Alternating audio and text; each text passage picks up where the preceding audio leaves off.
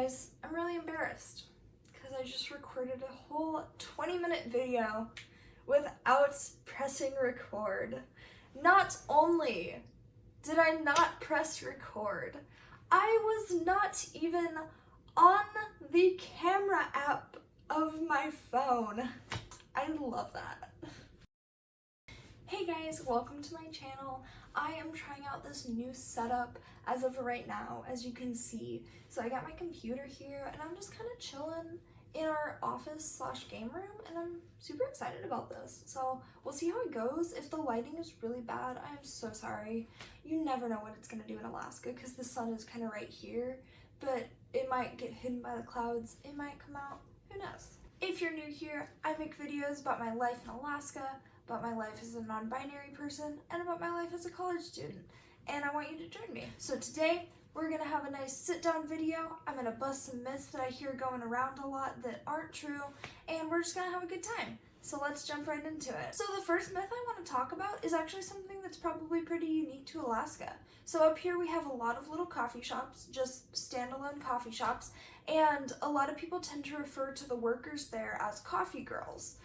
It tends to be people right out of high school or people in college who work at these coffee shops, and most of them are girls. A lot of them are.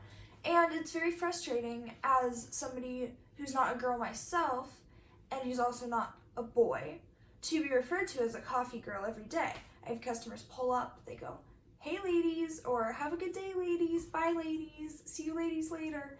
And it really makes me sad because I don't relate to that, and I'm being referred to as something that I'm not, and there's no way to address that without making it very awkward for each and every person.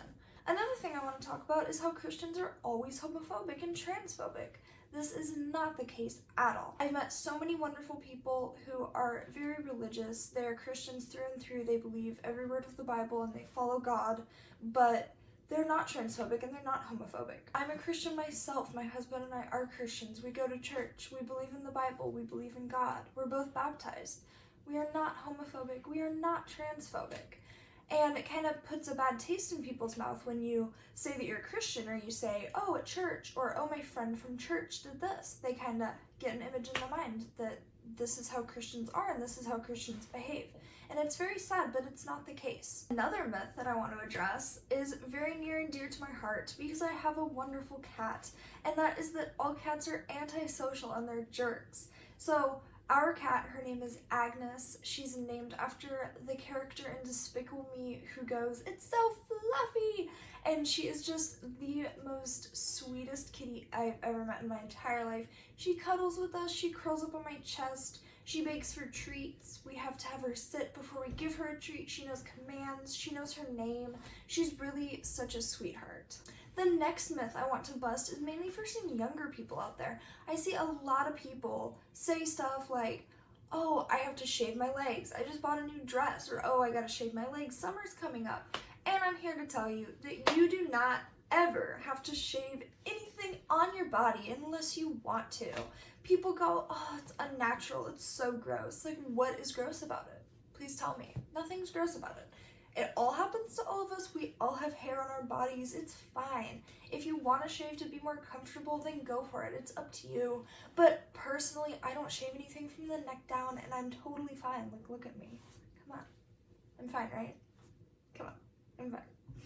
Another myth is that living in Alaska is awful and miserable and we just live in the dark all the time. But the thing is, I film in natural light. There's a very large amount of sunshine for most of the year. And honestly, during the winter, the shortest day of the year is December 21st. And I would say the sun rises at probably 10 a.m. and sets at 3:30 p.m., which, yeah, that's a little crazy if you're not used to that. And it took me a little bit to get used to, but when I listened to what people were telling me when I moved up here, they were saying, "Oh man, it's gonna be so awful. It's dark all the time. It's so cold." And I think my first winter, it probably got down to -1 once, and that was it. It never got colder than that. And that was only for a day, for a couple hours. So if you want to move to a certain place, like, obviously do your research, but don't listen to those negative people who tell you that you're not going to like it and that you won't last up there, because chances are, if you put your mind to it, you can do whatever. Another myth we're gonna bust wide open is that people with food allergies are a burden or they somehow choose to be this way. So I cannot have dairy, which doesn't mean that I never do have dairy, but it does mean that bad things happen when I have dairy, and people have it way worse as far as food allergies go. They didn't choose to be that way. People who have celiac disease, they didn't choose that they can't have gluten. So let's take it back a notch. Let's not judge them. If somebody says they can't have something, that means they can't have it. So don't feed it to them and don't ask them questions about it unless they volunteer that information, because chances are it's kind of sensitive and they get asked questions way too often. So much for watching, you guys. I look forward to bringing you better and more frequent content on this channel.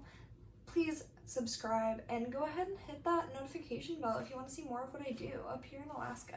So thank you so much for watching, you guys. You guys are the best, and I'll see you later.